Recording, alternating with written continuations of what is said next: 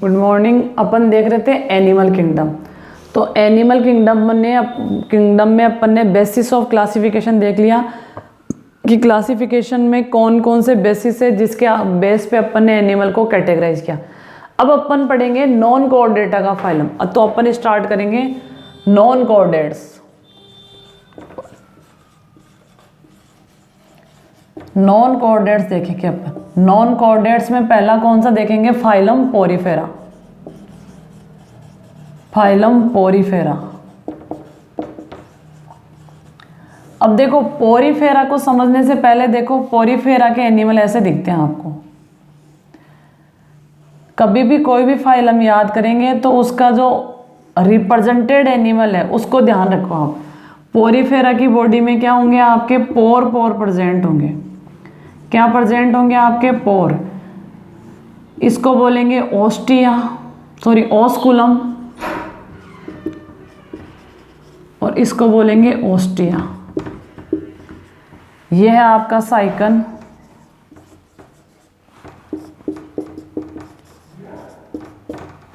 तो एक वर्ड में डिफाइन करें तो पोरीफेरा मीन्स पोर बियरिंग एनिमल।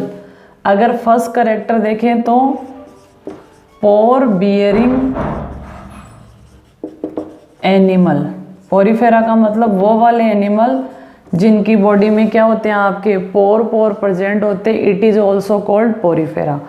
तो ये पोरीफेरा में साइकन है। जिस भी पोर से आपके वाटर एंटर होता है उसको ओस्टिया बोलेंगे। ये एरो इस तरफ लगाओ बाहर की तरफ, और जहाँ से वाटर बाहर निकलेगा उसको क्या बोलेंगे? ओस्कुलम। तो ये है आपके पोरीफेरा। अगला कैरेक्टर देखते हैं अपन पोरीफेरा के।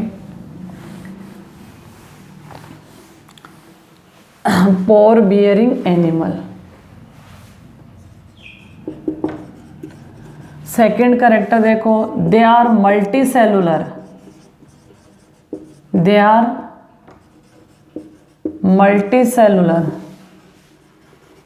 एनिमल्स।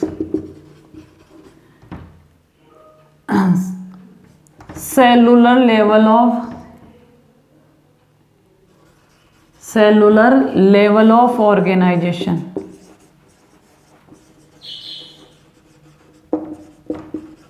बॉडी में क्या है? इनके सिर्फ सेल्स है, टिश्यू का फॉर्मेशन नहीं हुआ है। तो इनमें कैसा होता है? Cellular level of organisation. अगला वर्ड है एसिमेट्रिकल। एसिमेट्रिकल मतलब बॉडी कैसी है? आप उसको इक्वल टू पार्ट्स में डिवाइड नहीं कर सकते हो। अगला है डिप्लोब्लास्टिक। डिप्लोब्लास्टिक का मीन एक्टोडर्म और एंडोडर्म प्रेजेंट है। मीजोडर्म की जगह क्या है? मीजोग्लिया प्रेजेंट है। अगला देखते हैं अपन सीलोम। तो एसिलोमेट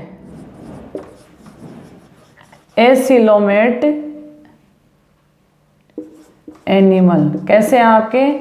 एसिलोमेट एनिमल है, मतलब इनमें सिलोम भी क्या आपकी एब्सेंट है, मतलब बॉडी कैविटी आपकी प्रेजेंट नहीं है। अगला कैरेक्टर देखते हैं। जनरली कहाँ मिलेंगे? जनरली फ्रेश वाटर में। Generally survive in fresh water. Generally कहाँ सर्वाइव करेंगे? आपके फ्रेश वाटर में सर्वाइव करेंगे। और मैराइन वाटर में भी कर सकते हैं। जहाँ साल्ट प्रेजेंट होगा मैराइन वाटर में भी कर सकते हैं। अब यहाँ से एक क्वेश्चन आता है जो कंफ्यूज करता है। इनमें क्या होता है? वाटर कैनाल सिस्टम होता है।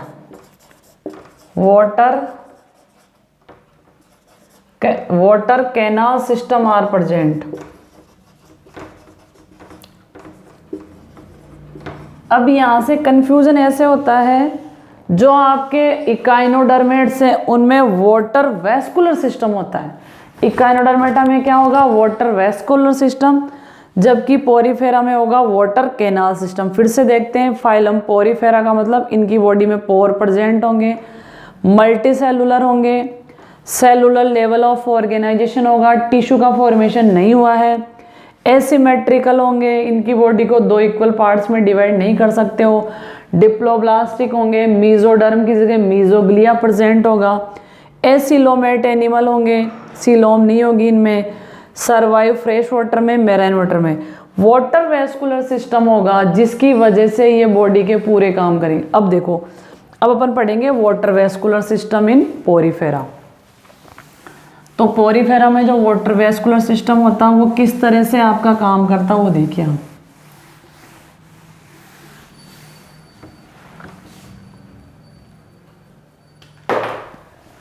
ये जैसे आपन ने साइकन बनाया था अभी,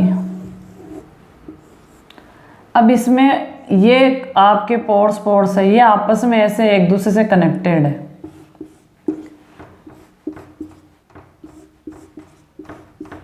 ये आपस में कनेक्टेड है और ये इससे कनेक्टेड है जिससे वाटर बाहर आता हो।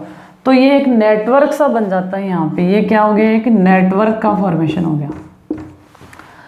तो पोरीफेरा में जो जो वाटर कैनाल सिस्टम है वो डाइजेशन में, देखो ये जो वाटर कैनाल सिस्टम है वो किस में हेल्प करेगा, फूड गैदरिंग,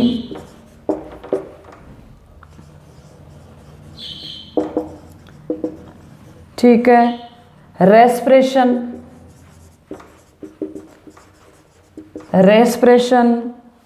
इसके अलावा रिमूव ऑफ वेस्ट, इसके अलावा जो आपके मेल और फीमेल गैमीट होते हैं उनके ट्रांसपोर्टेशन में भी हेल्प करेगा।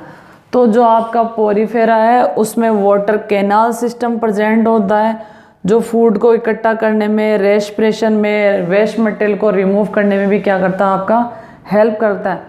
अब जो वाटर वेस्कुलर सिस्टम है या जो पोरीफेरा है उसके अंदर की तरफ कुछ सेल्स प्रेजेंट होती है, इनको बोलते हैं कॉलर सेल। दूसरा नाम है इनका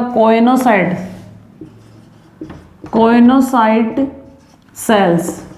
ये इंपॉर्टेंट क्वेश्चन है। तो कोइनोसाइट सेल्स या कॉलर सेल कौन से फाइलम में प्रेजेंट होती है, पोरीफेरा फाइलम में प्रेजेंट होती है।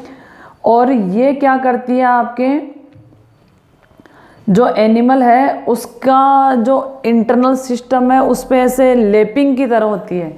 तो कॉलर सेल्स या कोइनोसाइट सेल्स किस में प्रेजेंट होगी, आपके पोरीफेरा फाइलम में प्रेजेंट होगी। और जो इनकी जो कैविटी होती है उसको बोलते हैं स्पॉन्जोसील कैविटी। इस फाइलम को स्पंज फाइलम भी बोलते हैं, स्पंज भी बोलते हैं, इसलिए इस कैविटी को बोलेंगे स्पॉन्जोसील्स कैविटी। वहाँ के अंदर क्या होती है, आपकी कोइनोसाइट सेल्स होती है। इसके अलावा इसमें डाइजेशन कैसा होगा, इंट्रासेलुलर, मतलब हर सेल के अंदर डाइजेशन प्रेजेंट होता है। इसके अलावा इसका जो स्केलेटन होगा वो किससे मेडअप होगा, स्पिक्यूल्स और फाइबर से, कांटे से होंगे, फाइबर्स हो। इसके अलावा इसके सेक्स जो ऑर्गन है, सेक्स सेपरेट नहीं होता, मेल और फीमेल एक ही बॉडी में होते हैं। इस कंडीशन को बोलेंगे हर्मोफ्रोडाइट। बहुत ही अच्छा वर्ड है, hermaphrodite.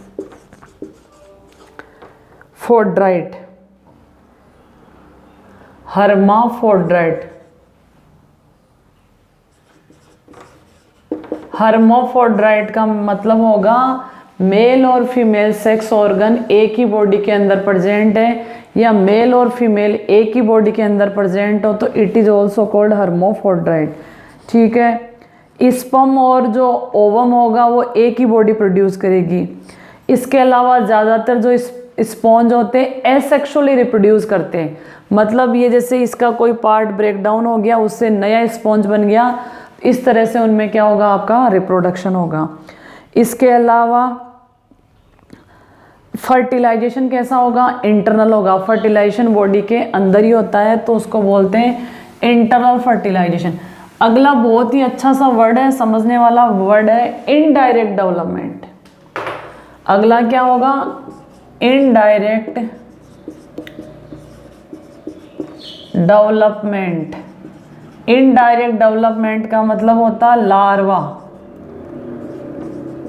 Larva stage are present. Larva का मतलब होता है वो वाली स्टेज जो अडल्ट से कम डेवलप होती है। जैसे मान लो आपका एग है, उसका फर्टिलाइजेशन हुआ, जाइगोट बना, और जाइगोट से जो डेवलप हुआ उसको क्या बोलेंगे अपन, लार्वा। जैसे अपन लोग हैं, ह्यूमन बींग्स है, या जो कॉर्डेट्स हैं, उनमें लार्वा स्टेज एब्सेंट हो जाए। अब आप याद कर सकते हो छोटी क्लासों में, जैसे आपने 10th में 9th में पढ़ा होगा, सिल्क वॉर्म। जो सिल्क वॉर्म होता है, रेशम जिससे अपन गेन करते हैं, उसमें पहले आता आपका एग देगा, फिर उससे लार्वा निकलेगा, मतलब एक ऐसे कीड़े लाइक सी स्ट्रक्चर, लट लाइक सी स्ट्रक्चर निकलेगी, फिर वो डेवलप होगी, और फिर उससे अडल्ट जो सिल्क वॉर्म है, जो इंसेक्ट है, वो बनेगा। तो इनमें इनडायरेक्ट डेवलपमेंट होता है, लार्वा स्टेज प्रेजेंट होती है। लार्वा को अगर डिफाइन करें तो मॉर्फोलॉजिकली लो डेवलप्ड या morphologically distinct from adult. Adult से क्या होती है आपकी, कम डेवलप होती है, और इसके लिए वर्ड यूज़ किया जाता है इनडायरेक्ट डेवलपमेंट। अगर एग्जाम्पल इनका एग्जाम्पल देखें तो पहला कौन सा आ जाएगा, साइकोन, इसको साइफा भी बोलते हैं। दूसरा हो जाएगा स्पॉन्जिला, जिसको बाथ स्पंज बोलते हैं, मैं लिख देती हूँ स्पॉन्जिला।